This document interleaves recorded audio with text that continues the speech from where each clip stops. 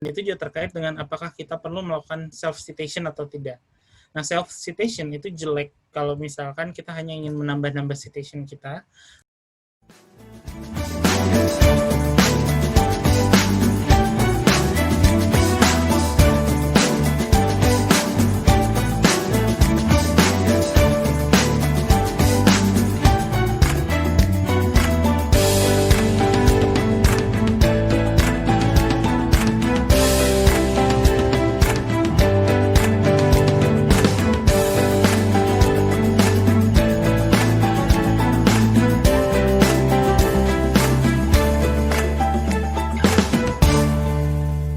Kemudian yang berikutnya, mulai menyusun referensi, kumpulkan referensi-referensi di mana dia bisa mendukung discussion dari manuskrip yang mau kita tulis gitu.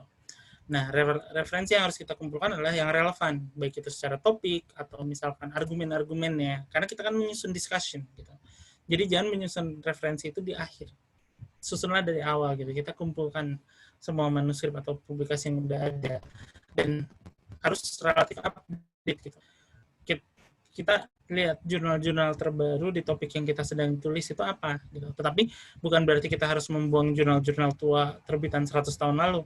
Kalau misalkan jurnal-jurnal tua itu memang sangat terkait, penting sekali untuk kontinuitas story dari paper kita pun harus usahakan masuk itu menjadi referensi.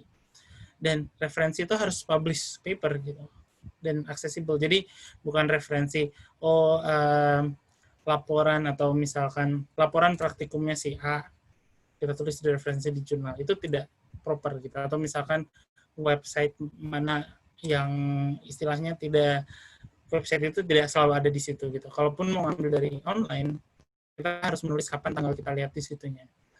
Nah, kemudian mengenai masalah jumlah dari referensi itu, jumlahnya harus proporsional. Ada jurnal yang memang membatasi berapa jumlah reference, tapi juga ada jurnal yang sebetulnya tidak membatasi juga. Tapi di sini jumlahnya harus proporsional. Proporsional dalam artian memang semuanya mendukung apa yang ada di paper kita. Dan itu juga terkait dengan apakah kita perlu melakukan self-citation atau tidak. Nah, self-citation itu jelek kalau misalkan kita hanya ingin menambah-nambah citation kita, tetapi self-citation itu kadang dirasa perlu kalau misalkan memang paper yang sedang kita tulis itu akan sangat sulit untuk berdiri sendiri kalau kita tidak melihat metodenya di paper kita yang lain.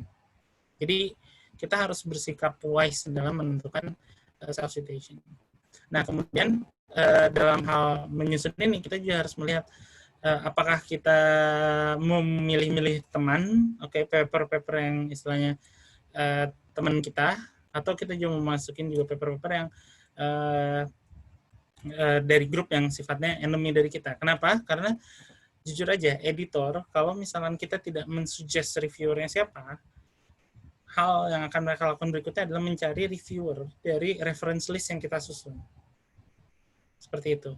Jadi kalau misalkan kita ingin men-cite semuanya dengan fair, ya yakinkan bahwa di bagian-bagian atas itu adalah dari grup-grup yang istilahnya sifatnya friendly dengan kita gitu, pada saat kita menulis papernya itu. Gitu. Karena nanti editor akan menjudge-nya dari situ untuk memilih siapa reviewernya. Kalau dia tidak punya kandidat, dan kalau kita di cover letter tidak mensuggest siapa reviewernya. Nah, intinya untuk menyusun referensi itu, tiap jurnal punya aturan yang berbeda-beda, jadi jangan salah gitu. Kalau kita mensubmit ke jurnal A, jangan menggunakan format yang jurnal B, gitu, dan sebaliknya. Atau misalkan kita mau ke jurnal yang impact factornya lebih rendah, tapi kita sebelumnya kita udah coba submit ke jurnal yang lain, yang impact factor lebih tinggi, tapi kita di-reject, jangan lupa kita juga harus merubah reference list-nya. Gitu. Kenapa?